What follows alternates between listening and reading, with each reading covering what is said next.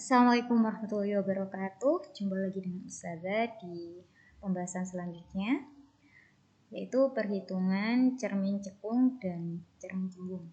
Ya. Baik anak-anak, kita kembali ke cermin cekung lagi. Ini saya contohkan di cermin cekung. Baik anak-anak, semisal Ustazah meletakkan benda di sini. Ya.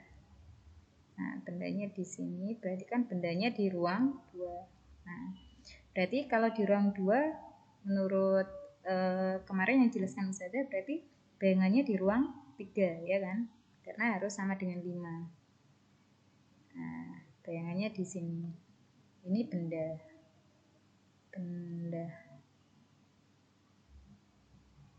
Ini bayangan.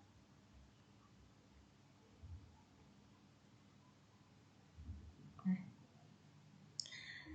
perhitungannya, nak, rumusnya adalah 1/F sama dengan 1/S plus 1/S aksen, di mana S-nya ini adalah jarak benda.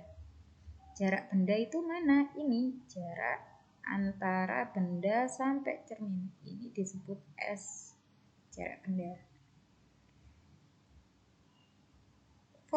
Jarak fokus F ini adalah jarak antara F sampai cermin. Ya, ini disebut jarak fokus. Nah, sedangkan jarak bayangan S aksen ini berarti jarak antara bayangan sampai cermin. Ini nggak bisa lurus ya, maaf. Nah, pokoknya jarak antara bayangan sampai cermin. Nah, ini S aksen. Ya, S petik ini disebut S aksen.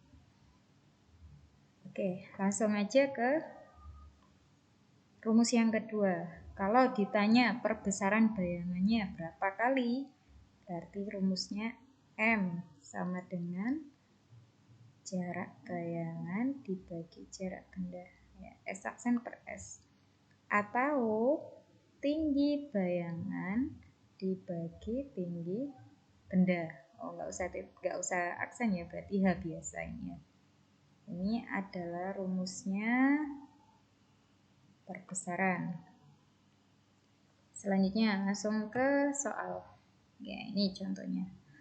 Sebuah benda setinggi 3 cm, berarti diketahui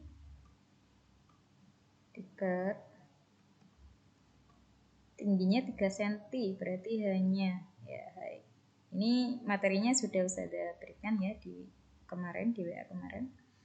Hanya berarti 3 cm dari kata-kata height. Kata height ya, H. Kemudian benda tersebut diletakkan 20 cm di depan cermin cekung. Berarti itu kan letak bendanya ya, berarti jarak benda S. S-nya 20 cm. Kemudian jika jarak fokus cermin tersebut 15, ya ini jarak fokus berarti F-nya 15 cm. Tinggi bayangan benda adalah, tinggi bayangan berarti H aksen ya. Ditanya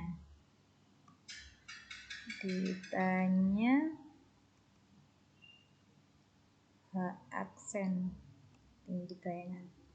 Maka kalau kita ikut rumus tadi ya, cara nyari H aksennya berarti harus tahu dulu perbesarannya ya. Berarti M-nya sama dengan H aksen per, nah gini kan ya, biar kita tahu H aksennya. Tapi karena kita tidak tahu H aksennya, maka kita harus nyari dulu M-nya. Dengan rumus apa? M sama dengan S aksen per S. Ya. S aksen per S. Dengan rumus ini juga kita nggak tahu S aksennya. Nah, tapi di sini kita tahu F sama S, sehingga kita harus nyari S aksennya dulu. Gimana caranya? Dengan rumus 1 per F sama dengan 1 per S plus 1 per S aksen, gitu ya.